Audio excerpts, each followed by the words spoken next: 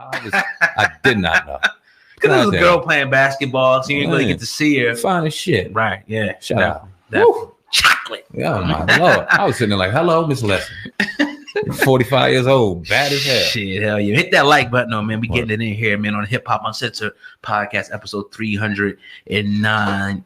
Kobe, man, tragic incident that went down, about a week or so ago, saying, man, a lot of people didn't know that him and Jay-Z were very, very close. Jay-Z was doing the interview yesterday, but you got a lot of backlash. But this particular part of the interview, he talked about one of his last conversations with Kobe Bryant. Let's hear it. Talk a little bit more about your deep relationship in sports with your agency and the recent passing of Kobe Bryant. Okay. Let's just start with Kobe. So Kobe was a guy that looked up to me, and we've hung out multiple times, and he was last at my house on New Year's, and he was just in the greatest space that I've seen him in, and one of the last things he said to me was, "You guys see Gianna play basketball," and that was one of the most hurtful things, because he was so proud, and the look on his face was like, I looked at him and said, "Oh, she's going to be the best female basketball player in the world." He was just so proud of what he said. So that's really a tough one, and my wife and I took that and taking that really tough. That's all I'll say on that. Just a great human being, and was in a great space in his life. And as far as the sports agency, I guess that goes hand in hand. Like, I met some of we come from the same neighborhood, so I've seen LeBron grow up, and we've been around each other, and we had a mentoring relationship. I think Matt is here tonight. I think he's somewhere in here. If not, we've just been so close together that it was a natural relationship just to be involved with sports and to work together. Yeah, definitely something hard he had to get through. Yeah, I mean, he was fighting back a lot of emotion. Yeah, man. What you think about that? I think it's dope. Again, it was new to me that Jay-Z and Kobe, had a close relationship. I had no idea, but for him to, talk about seeing him around New Year's and seeing the fact that he was at a great, as he says, space in his life, man. I see this story all too often. It just seems like, not that Kobe even had that type of a life. You know what I mean? Obviously, he had to overcome adversity. It ain't easy to make it to the NBA coming out of high school and do what he did and be regarded as one of the greatest players of all time. But I see the story of, people kind of coming into themselves and their pinnacle and their life being cut short. It's sad, man. And even hearing Jay-Z kind of being hard for him to get through this, this is something that's on his heart, that's heavy, and it's I just come to accept that death is a part of life. Mm-hmm. And you're going to be losing people along the journey here, real close people to you, people not so close. You know what I mean? You just got to just kind of find a way to deal with it. Nobody wanted, close people to us to go. Mm-hmm. Nobody wanted, grandparents and stuff to go up there. Nobody wanted Nipsey, Pop. But, you won't have control over that. All we can do is focus on what we have control over. And when stuff like that happens, just try to get through it. So shout out to, Jay-Z for sharing that with the people. Yeah, man. You can't help but to kind of put yourself in the situation and think about yours. Yeah. You know what I mean? And when the news came out that Kobe had passed away, and then the news that his daughter had passed away. Yeah. And that being like Kobe Jr. And not to say that any one of his guys, thank God that all the family wasn't there, and he has family still to continue his legacy, and his wife is still here. Mm-hmm. God bless the family. But when you think about the tragedy and the tragic nature behind it, it's heartbreaking. And I couldn't imagine looking in his face and seeing how proud he was as a man of his little girl and thinking all the things that could be thought of in those moments, man, it's heartbreaking.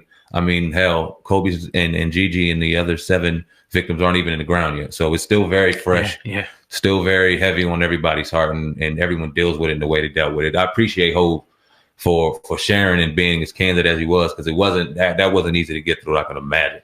Yeah.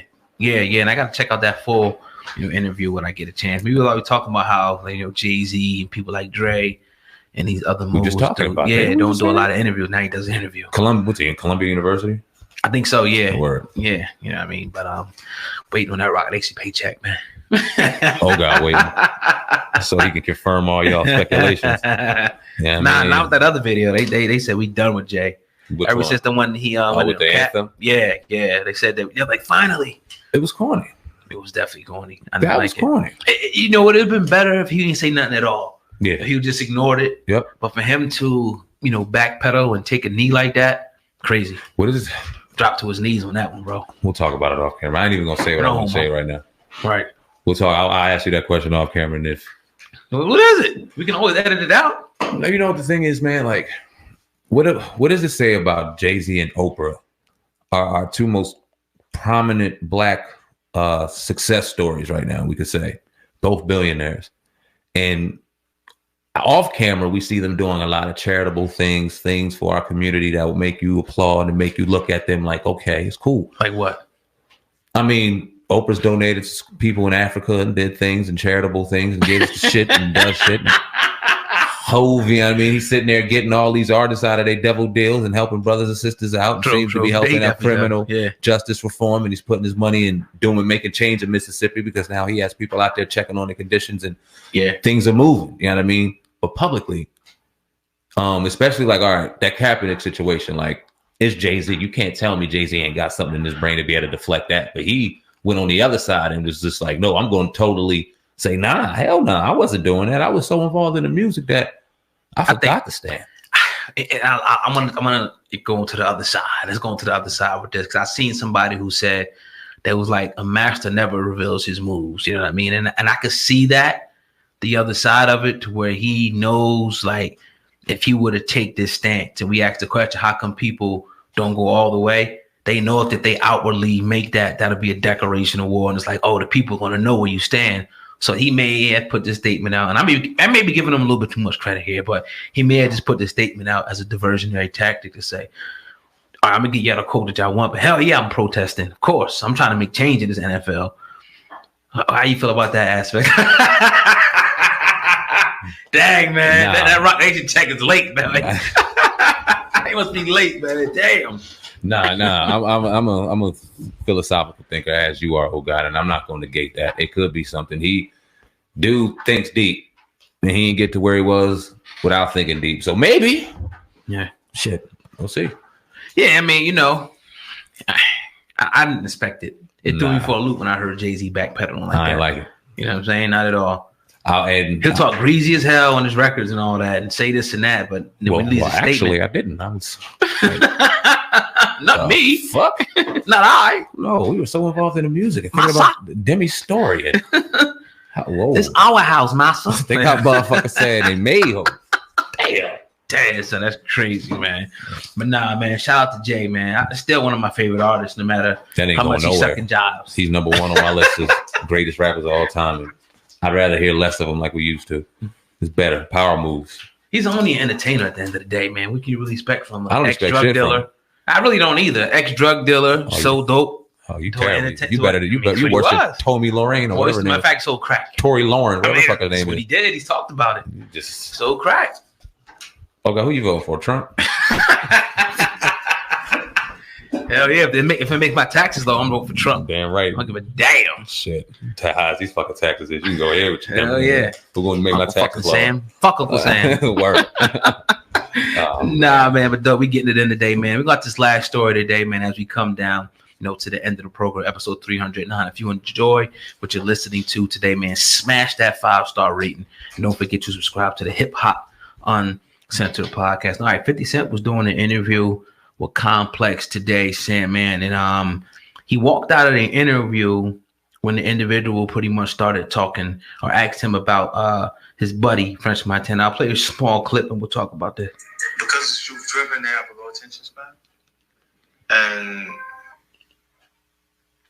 got next to the right things and did the right things at the right time. For sure.